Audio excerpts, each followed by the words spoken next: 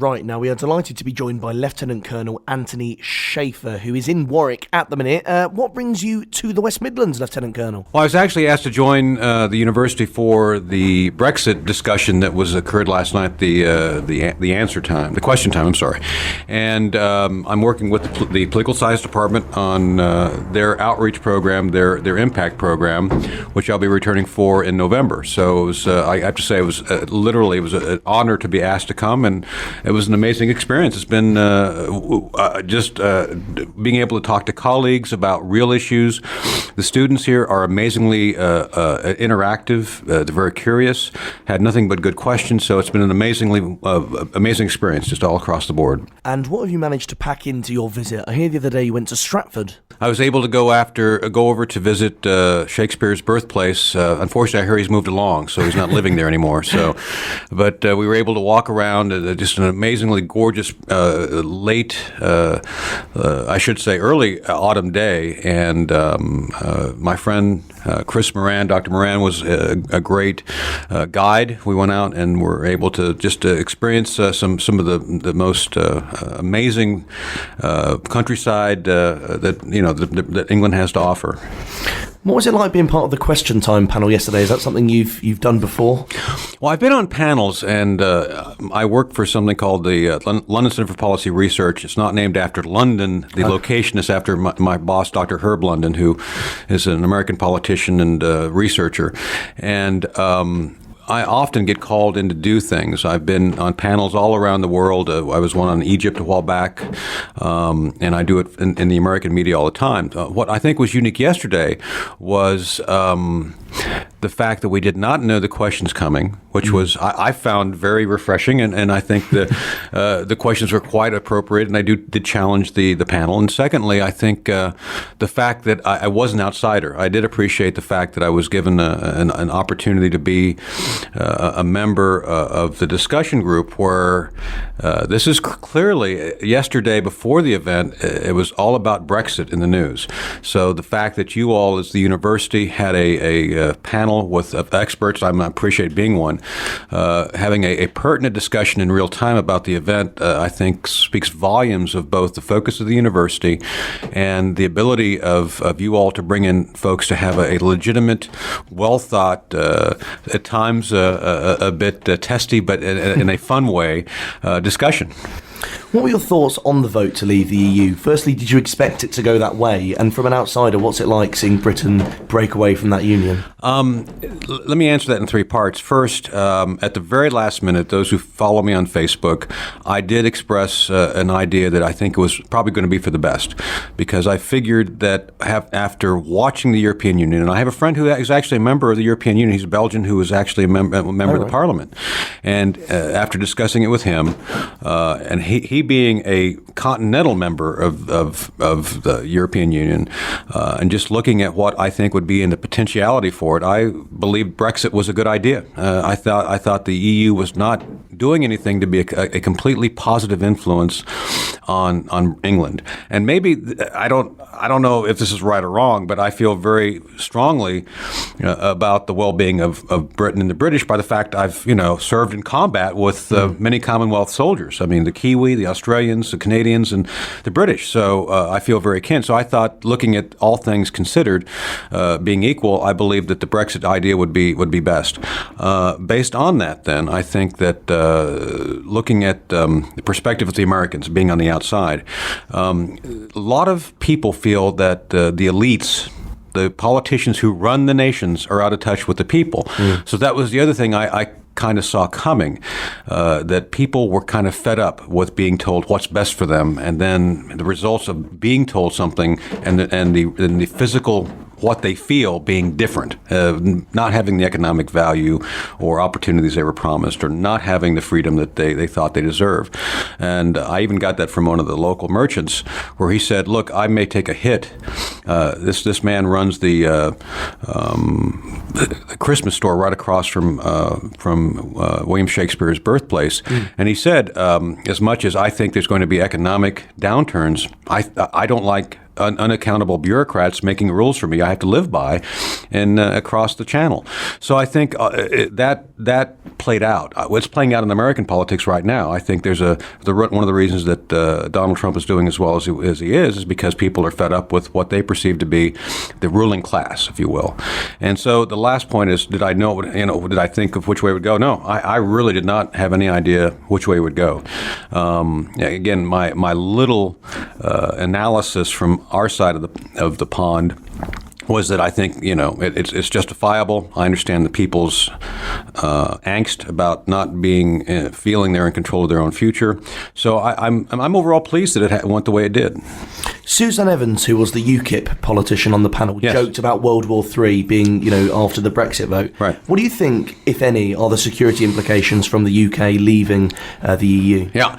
This is something I actually discussed with your military attaché, Major General Cripwell, shortly after it happened. And as a military man, and he has an extensive intelligence background, he's worked with us a lot, we actually sat down and kind of figured out, what does this really mean for national security? The bottom line was nothing negative. We didn't see any real immediate impact of the decision. And frankly, as I mentioned both last night in our discussion, and I've said several times both in the American media and here, I think it's an opportunity to look at pre-existing relationships such as NATO. I think virtually everybody agrees NATO needs to be retooled. I mean, for the 21st century. And it has massive intelligence sharing capabilities, which have not been used, as far as I can tell, to any great effect in the war on terror.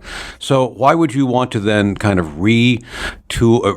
build something new out of whole cloth when you have an existing system which may not be functioning well, but it's much more economical to relook how that can be used and develop that further rather than trying to create something from new. So I think this is a very positive step to push us, both the Commonwealth and the United States, towards relooking this NATO concept. Plus, one of the concepts we have on the table is the London Center for Policy Research is an Arab NATO, something we're calling the Gulf and Red Sea Treaty Organization, where we want to have the Arabs organized for their own success. I think the one thing we can agree upon between the British and the Americans is we're fed up having to show up and sort through their problems in the Middle East. We pay a lot of money to their people. We train their people. For goodness sake, it's time for them to be responsible for their own defense. So we're saying the NATO format did work very well to help stabilize Europe after World War II. It was an effective condominium to resolve border disputes and other things. Well, we're saying why not do that in the Middle East, where Sykes-Picot, right, the agreement made right after World War I, has really, no offense to the British people, it really screwed things up in the Middle East. I mean, we've been dealing with disputes based on that agreement for the last 100 years. So let's just do some things to make positive steps towards increasing our ability to work together on key international security issues. So I think Brexit may be incidental, but I think it's still an opportunity for us to look at these mechanisms to actually make some positive retooling and changes to the things we have to do to maintain joint security. You said earlier about there being a backlash about politicians and sort of people Yes. not wanting to listen to elites. Yes. And when Obama, who came over to the UK to tell us effectively to stay in the EU, said we'd be the back of the queue, etc. Why do you think people didn't stop and say, this is the leader of America, the president of America, we've got to listen to him? Because it wasn't believable. I mean, simply put, it just doesn't it's like watching an episode of Doctor Who. I love Doctor Who, but it's not believable. So I think that's something similar here. People may love President Obama in their respect for what he does, but it's kind of like, no, it's not going to happen like that. I mean, we all, when President Obama, were horrified by him trying to involve himself in a local political issue. It's one thing for me to be a think tank guy to make an opinion. It's something entirely different for a world leader to say, hey, I think y'all ought to do something that's not really relevant to me. And plus, I think he really damaged the American brand by the fact that it's just not true. Our relationship with the British goes back literally from the beginning of our nation. And after we got past our little spat, we've become very close friends, especially after World War II. So a lot of the interests of the American people are completely intertwined with the interests of the British people and the Commonwealth. And I think President Obama either ignored that fact or pretended that he could use his force of office to push you guys, the British, in a way that I think the British people didn't want to go. So in the end, I've talked to our politicians on Capitol Hill, both in the Senate and the House. No one has that feeling. And I can tell you for a fact that if Mr. Trump comes in, you guys will definitely not be in the back of the queue. I can't speak for how Miss Clinton feels about it. But I do know that Mr. Trump, based on some of the folks who are advising him, very much want to maintain and enhance the relationship across the board, economic, social, and military, everything we can do. His reign is coming to an end, Barack Obama. What have you made of his term in office, his 2 terms in office, and in particular his approaches to foreign policy, security? Well, I appreciate your use of the word reign because it has been very king-like, unfortunately. I work with a number of constitutional attorneys, Bruce Fein and some others, and there's been a number of efforts to rein him in by the fact that I'm more of a constitutional conservative, where I do believe that you have to be very cautious of allowing the executive branch to accumulate too much power, and that's what's happened here. And he's decreed things and done things. This last week was the first time ever there was an override of his veto, where they overrid the veto that he made on the legislation which would allow for families of 9/11 attackers, the 9/11 attack, to sue the Saudi Arabians, which have been found materially responsible for the attack because they funded the attack, and 11 of the 19 hijackers were Saudi. So my assessment is very simple. It's been petulant. The president has damaged the American presidency by saying things and not following through. And the most specific example of that is where President Obama threatened to bomb the Syrians should there ever be use of WMD, of any chemical weapons, and then to immediately back off that. And I think so much of the importance of the national security role of the presidency is to have that authority of word. And I think it played out again with Brexit, where he showed up here and said, hey, you shouldn't do this. We're going to punish you. No one really believed him. So I think the credibility of the office has to be maintained no matter who's in it. And if you as the president make statements which you do not materially believe you're going to follow through on, or are completely not supportable, you tend to diminish the authority of that office. So I think he's done some real damage to that. It's going to take some time to rebuild. But I've talked to a number of generals who are now on both sides of the political aisle, who said that one event where he said, if you do this, we're going to do this, and didn't follow through, did immense damage to the credibility of that office. A lot of the criticisms of Obama, particularly in foreign policy, were Benghazi. Yes. Does that blame attach to Hillary Clinton as well? Oh, absolutely. Because obviously she was Secretary of State, but do the public remember that, do you think, in the US? The public is now pretty much divided on who's going to vote for who. There's about 8% they're fighting for in the middle right now. But the answer to the question is absolutely. Before the 2008 election, there was a political advertisement for Miss Clinton where they talked about who was best suited to take that 3 o'clock in the morning phone call, a disaster phone call. And that advertisement, basically said who was the most qualified to respond to a crisis in the middle of the night. Well, they both got the call and they both messed it up. And Ms. Clinton was the one who was the most directly involved. And there's been testimony saying that the DS agents, the diplomatic security agents, spoke to her in the middle of the night over this. And for those who have not seen the movie 13 Hours, I think you ought to see it because it does lay out a credible and I believe very accurate kind of telling of what went wrong there. So she is materially responsible for that, and then she's much more responsible for, I think, for the lie afterwards, where they attributed to this video.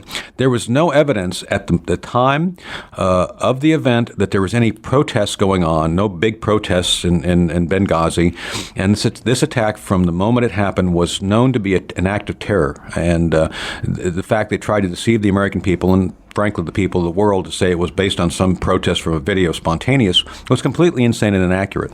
And all the intelligence reports leading up to it indicated that they knew about the threat, which to me obviously indicates that, as often is the case, politicians ignore good intelligence. This was a failure of policy, not of intelligence. The intelligence said this was going to happen. People ignored it, to include Ms. Clinton, at their own peril, resulting in the death of 4 Americans. I'm interested in your book now, Operation Dark Heart. Yes. Is it true the rumours about about the Defense Department destroying copies of the first absolutely. Publishing? Yes, they bought up 10,000 copies, God bless them, paid a lot of money to the publisher, and they basically felt, I think, legally obligated by the fact it was cleared. It was cleared for publishing. Right. And at the very last minute, certain folks in the Department of Defense, mostly Defense Intelligence Agency, I would say comfortably that they were offended by the fact I was poking him in the eye. And the retribution, for those who are interested, you can Google this. Scott Shane of the New York Times got a copy of the unredacted and the redacted version and went through kind of line by line. And they did things like redact the A in A-Team. It's like, are you kidding me? Yeah. And one guy looked like, for those of you who've seen Deliverance, some of them a guy I knew looked like Ned Beatty, who was a character. It's like, okay, is that a national secret that some guy looks like Ned Beatty? Are you kidding me? So it's things like that which really became apparent to the American public that this was about harassment more than security. And God bless them, they made it a bestseller and it continues to do well. And it was actually sold here under mainstream media and did fairly well here in the United States. And if you want to know how the intelligence business works, and my friend Dr. Chris Lehman humbly called me the real Jack Bauer, but with an intellect when he did the blurb for the book. And I'd like to believe people would get a good sense of how things work in the intelligence community, and to include the British community. By the way, the intelligence that was developed for Operation Dark Heart came from a British Commonwealth country. Right. And they get upset when I talk about it. It was New Zealand, but everybody gets upset when I say that. But it really does talk about how we fight modern warfare and intelligence is used on the battlefield. Is it still available to buy the original copy, or is it going to keep being destroyed? Can you get this? Yeah, that's a good question. We've won our First Amendment battle against the Department of Defense, and it's mostly unredacted. There's like 3 things they got to keep. So the answer is we actually have a copy we're getting ready to publish at some point that's basically unredacted. That's pretty much ready to go. It's just the publisher right now, you'll love this. This is politics and publishing. Your current version continues to sell just fine. We don't want to do an unredacted version. So now it's not being released because the publisher doesn't want to do it. But the answer is the original is out there somewhere. You can find it on eBay, I've heard, for like $2,000. So I don't know if it's worth that much. And frankly, I don't get any of the money if it's sold. But it is a good read. I do recommend people, if you want to see kind of how things are done. And it does go beyond battlefield intelligence. Some of the stuff we did is still in place, working right now on how we determine targeting. And some of the issues that we are talking about today regarding intelligence are still relevant in the book as well.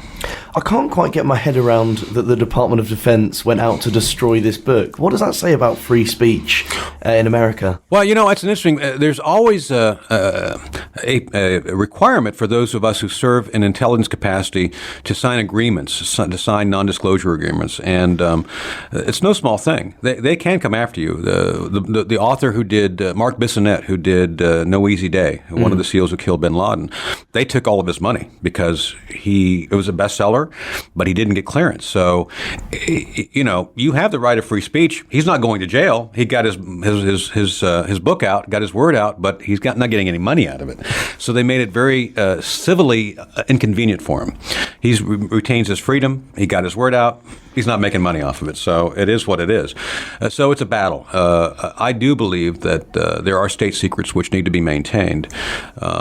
With that said, I'm a citizen like anyone else, and I have the right to talk about my experiences within the government. I think especially when there's lessons to be learned or warnings to be given regarding bureaucracy, infighting, nepotism, all these bad things that could go on in government which require transparency. So I think there's an inherent friction between freedom of speech and oversight and the need to maintain secrecy of legitimate capabilities which really do help us collect intelligence better and maintain safety for the American people and for our allies. Right, I'm going to move on now to the US election, which I'm sure everyone is interested in greatly. Donald Trump, it seems a lot of people in England have a sort of stigma attached to him. What do you think of the man? All right. Full disclosure, I've met Mr. Trump. He is a bit mercurial. He has generated some interest of people, and I don't know how Rena's going to feel about this, my ex-wife Rena, who normally does not even even get in politics has been completely energized by his candidacy, because she is so fed up with the Bushes and the Clintons and all these other folks who are just tired of the same old, same old. So I think he's tapped into that as much as he has this TV personality. He's very conscientious. The very brief time I've spoken to the man, he had good questions. It was very intense, and I think he and I get a question often in the American media. Well, how do we know how he would govern? How do we know that? And it's like the answer is, well, we really don't, because he has no track record to run to or away from. So I've said you need to look at who he surrounds himself with. Who does he bring in to both to be his advisors currently, and who you believe, or there's a reasonable expectation he would bring in after a victory. And I think some of the folks he's brought in, and I'll be very direct about it, Lieutenant General Mike Flynn, former director of DIA, one of his national security advisors, one of the senior fellows in my think tank, is one of his advisors. So I have great confidence in Mike Flynn, and by extension, then I believe if his advice is being accepted by Trump, I think that's a good sign.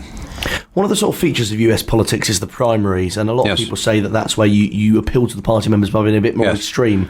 Donald Trump said some things that many people regard as being quite racist about Mexican people, the temporary ban on Muslims. Why do you think that hasn't hampered his presidential campaign, completely? Because I think for two reasons. First, the mainstream media really butchered what he said. What he said is that a lot of the immigrants coming up are criminals, and not everybody who's Mexican is a criminal. I think he said it inartfully, but I think that's what has been really he said, this is what I was trying to say. And so the American people have accepted that. It's like he's not really saying that all Mexicans are bad. And the other thing regarding some of the other comments, look, he tends to speak he's been a rich guy who can say whatever he wants for most of his life. So now attenuating that a bit is tough for him. And look, it's one of those things that Ms. Clinton's probably said some things that she regrets now, too, about the despicables. So I think politicians in general will say things which they regret later. But I think with the American people, they've given him huge passes by the fact that, again, they know he's never been a candidate before. I think he has a direct style, which actually I think some people like. I kind of appreciate the fact that he's going to tell you how he thinks about things, which is a lot of politicians don't do that, or will say one thing and do something else. And that is Miss Clinton's record. She's had the record of saying one thing, being supportive of traditional marriage, and then, oh, no, I'm supporting gay marriage. I mean, it's just one of those things where I think she's had a record of going back and forth. He hasn't. So I think you got to actually figure out what the truth is based on, again, the advisors around him and some of the things he said he would do. And there's no guarantee. I mean, everybody could be completely wrong about the man. We just don't know. It's just one of those things that you won't know until whatever happens on the first Tuesday of November. One of the things that's in the US political news at the minute is a lot of information going around that he's not going to release his tax returns. Do you think that's another attempt by the media to sort of tar him, or do you think legitimately he should publish them? Well, it's one of those things where I don't know. I would like to see his tax returns. I don't know if it's a big thing or not. I'm one of those who believe that if the less money you can give the federal government, the better off you are. I mean, really. I mean, if you look at the waste that they have, and I do something called Pentagon Budget Campaign, where I work with folks on looking at the waste at the Pentagon. I mean, when you're buying, $500 hammers, it's hard to justify giving all this money to the federal government. And he lives in New York, which is the most expensive state in the world, in the union, and he pays a lot of other taxes. Like I pay state taxes, and there's others. So everybody pays tax. So I think it's a question of I think what he's most afraid of is people seeing that he had smart tax lawyers, which allowed him to pay very little, if anything. But he's not the only one. I mean, other corporations like the New York Times, who pilloried him over this, didn't pay any taxes last year either because of the losses that they suffered. So my problem with the process is, it's if you have the same problem as someone you're attacking, you ought to own up to it. Just say, hey, this is a loophole he used. We use the same loophole. Just be honest about it. But I think that's the biggest issue. And will he give him out? I don't know.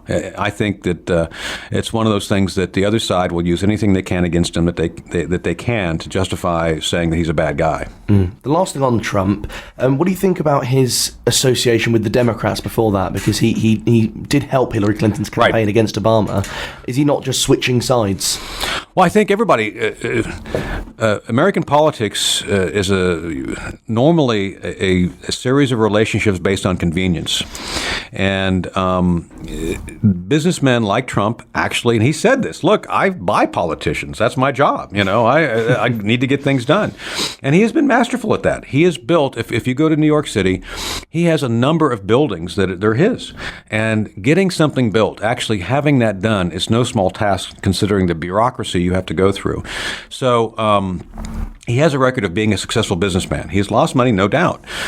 So I think it's ironic when you look at the big scheme of everything that he's had to do and deal with the politicians. But he's very honest about the fact that, I've bought these guys. They come to me for money. He actually said this, they come to me for money. Of course I'm going to give them money because, I have to get things done. So it really is a statement of American politics. And that money is one of the things that people get upset about how much money there is in American politics. And there is a lot of money. I mean, we're talking about the Hillary Clinton campaign probably costing $1 billion. Now, I don't know. I have no reference to what money is spent on campaigns here in England, but I can tell you $1 billion is a lot of money in anybody's book, as far as I can tell. And what are your thoughts on Hillary Clinton now? Her campaign and her in general. Yeah. Because she's been around. She's been a public figure in politics for obviously such a long time. Right. And that's hindered her, isn't it? Well, she's actually a very visceral character. People have very strong feelings about her one way or another. What I find ironic is friends of mine on the left, and I talk to them periodically, reaching across the aisle, are very afraid of two things regarding her. First, I don't know how closely you all track what we call our neocons on our side of the pond. People like Paul Wolfowitz and others. All the neocons who got us into Iraq have joined her campaign. And one of the things I've been told over and over again by some of the Bushites, the Bush folks on the conservative side, well, why don't you like her? Because she's more of a hawk than Barack Obama. It's like, but the idea of having her have all the control and doing more Libyas probably isn't in anybody's interest. Let's remember that the foreign policy she put forth has resulted in the failure of Libya, the diminution of our relationship with Syria to the point of where it failed, and we have another failed state, and the Russians. This so-called reset. So I happen to agree with Donald Trump on his comment when she talked about all of her experience. And he said, all of it bad. So so it's kind of like, and I'm trying to be as rational and factual as I can regarding what is the record, what has she done, what is the actual visible results of her actions within the context of her office, and the email scandal. Let me tell you, I'm speaking as a professional who has been in the same seat as her regarding clearances. I would be in jail if 1/3 of the classified information was found on some device or home server or home computer that I had that was found to have all this code word material. There was a hearing the other day where the intelligence community Inspector General told one of our congressmen that he cannot even say the organization, the three-letter agency, who will not allow them to see the information that was on Miss Clinton's server. Think about that. That it's so secret that they can't even say who it's from. But it was on her server. So I think there's some real problems with the way she has done business, which for folks who actually look at the facts will have a hard time voting for her. There's some that'll vote for her just because she's a woman, which to me, or someone's color of their skin. To me, my family immigrated from Spain at the beginning of the last century. I would not expect anyone to support or not support me based on any ethnic or proclivity, anything else other than what I stand for regarding a record and character. So I think that's what's being missed here in this election. You touched on it briefly then, but in terms of her experience, she is surely one of the most qualified people ever for president. She's been First Lady, Secretary of State, Senator.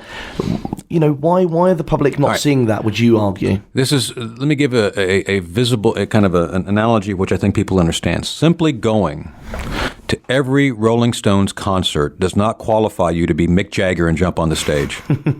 I'm serious. I mean, really, because I show up and go to every concert does not say, "Hey, boy, I can be Mick Jagger. I'm going to jump up there and I'm going to sing Ruby Tuesday." It doesn't work like that. So simple presence in proximity of major world events does not make you qualified to engage in the world events. So I think this is where there's a real misnomer about qualification. If that were true, I should be chairman of the Joint Chiefs right now. I mean, really, it's like I've been around all these folks. I've worked with them. Gee, I better, I'll go talk to General Dunford and say, General Dunford, with all due respect, I'm going to take over now. Thanks. So I think this is one of those things that again, it goes back to what did you do during those times that you had? What were the results of your interaction with those events? So this is where I think, this is the common theme. Yes, she's the most qualified, but I like I said, based on, I like Peter Gabriel too, but I don't think if I go to every concert, I can jump up there and do In Your Eyes anytime soon. So. On the primary season, we spoke about media elites and politicians being almost despised by the public. Yes. Bernie Sanders was someone who a lot of people saw as a breath of fresh air on the other side of the political spectrum. An old one, though, but yes. Yeah. What did you think of his campaign, and do you like him? It's interesting. I actually have told this to a number of folks here on campus. I consider Ralph Nader a friend, Dennis Kucinich, kind of a liberal congressman, and our friends. I never knew Senator Sanders, but I always appreciate those who have views that they feel strongly about that they can defend factually from their position. I don't agree with them, but I think Senator Sanders has the benefit of actually believing his own rhetoric. I don't think it would work.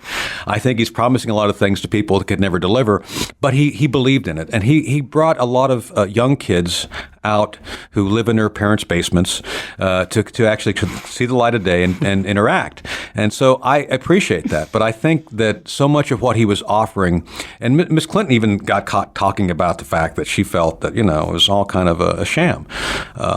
But I respect the fact he made the run for it. This is one of those things that people often criticize those doing something. Well, he did something. It may not have been productive in the end. He kind of did, and frankly, the Democrat Party was against him to begin with.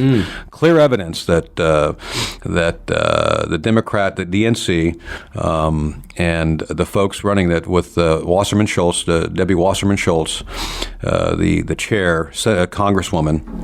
Did not support, was not fair in the run up to the nomination convention. So I think there's some real headwinds he had to face. On the other party's primary session, the Republicans, yes, far more people challenging Donald Trump. Yes. Hillary Clinton only had Bernie Sanders. Who stood out for you? Because there's too many people to name who ran for it. Ben Carson gained a bit of momentum at some point. Ted Cruz. Who really stood out for you? Carly Fiorina. I actually spoke to her, and ironically, I can't go into all the details, but she was actually involved when she was at Hewlett Packard in some of the operations I ran back when I was an operative. So it was based on some of the conversations I had with her, I was very much for her candidacy. I thought she would have made a great president, especially when you look at the requirements of the job. Speaking of qualifications, I mean, again, she wasn't a perfect corporate leader, but she had to make hard decisions. And anytime you have large corporations with thousands of people and literally tens of thousands of moving pieces, it's not an easy job. But I think you learn lessons and you go on. So I think if you had to have a woman candidate, I would have voted for Carly because of her background and her resilience. The other person which I thought had a real good potential was Governor Christie. And I don't know the governor, but based on some of the requirements of the current election, and I'm not a big fan of rhinos, of Republicans in name only, and I think he's tended to do a little bit of that. But one of the things about him in the current environment, I think he does have some very strong national security credentials. New Jersey being right next to New York, been several incidents where he's had to respond to. So I think he would have been a good individual based on experience dealing with some of this, that it would have been a good national security president. And New Jersey is a huge state. It's a huge economic engine as well. So I often personally believe that governors make a much better experienced candidate to become president than senators or congressmen, because they've actually had to run something. A state is an entity. You must do things to be successful. And he's on his second term. So I think if you can survive your first term, actually learn from that and go on to a second, that says a great deal about your ability as a manager of things, not just ideas. It's clear the next president is going to be a Democrat or a Republican, but the third party candidates are running, the Green Party and the Libertarian Party. Right. How do you assess how they've done? Because, Johnson has made some gaffes, it's fair to say, in not knowing what Aleppo is and things like that. How do you assess their performance? Gary Johnson's an idiot. And it's like, you need to hang it up now. I mean, come on, Aleppo, you kidding? A good friend of mine, Austin Peterson, that's true. Austin Peterson, a good friend of mine, ran against Gary Johnson for that nomination. Right. And Austin ran a very good campaign. He's young, just like, probably not too much older than you. Great guy. I supported him. It's like, hey, Austin, if you get the nomination, I'm not saying I'm going to sign up for your campaign, but I'll be definitely there, giving you the support I think you deserve. And I don't think he would have gotten the Aleppo answer wrong. And I do believe that there was a better candidate than Gary Johnson, and I think it's not only doomed, it's a cartoon now at this point. So it's he even admitted the other day, they asked him, "What world leader do you respect?" And it's like, world leader? We're on a planet? Really? I mean, really? I mean, it's like, what do you? So it's really cartoon-like. So, and then the Green Party candidate. I respect Jill Stein. This is Jill Stein. Yeah. It's like I respect a lot of stuff. The green environment. Look, I have an environmental studies degree. I inherently want to protect the environment, but I don't put together a whole political party based on the fact that I want to see my children have nice things for the future, and that we all ought to be running around in grass skirts and eating grasshoppers as our sustainment. So, but it is something that I think obviously everybody has the right to think and do what they want. So, but I think I think they've got 4% of the support right now that they would for that party. So it's not going anywhere. And finally, how do you think it's going to go in the end, the U.S. election? Well, it's going to go just like Brexit. It's going to be down to the wire. I don't think there's any way to call it at this point, because we're still, here we are in the beginning of October. We got about a month left. Anything could happen. And as we speak right now, Julian Assange is supposed to be putting out something. God knows what that's going to be, which is supposed to have impact. I don't know if it will or not. But the whole idea here is this: we just don't know, all the variables which are going to happen between now and the first Tuesday in November. So it's going to be a wild ride, whatever it is. So you guys have kind of weathered your storm, at least now, for Brexit. You have to. I know the devil's in the details, and you guys are sorting through that now. But yeah, a lot is at stake regarding the future of the American Republic. And we didn't even get into the fact that Ms. Clinton is a big. She opposes the Second Amendment. There'll be huge fights on that. What kind of economic model we go into after the election will be a huge issue. She's a big supporter of what I call crony capitalism. This came up last night in our discussions here. The idea that large corporations get a big break and smaller businesses don't. And there's all these issues which will only be determined by the American voters, and we'll only be able to figure it out after January 20th. And it's just it's going to be a wild ride. Thank you very much for joining me, Lieutenant Colonel Shaffer. Thank you. Hi, I'm Lieutenant Colonel Tony Shaffer, and I'm on Raw.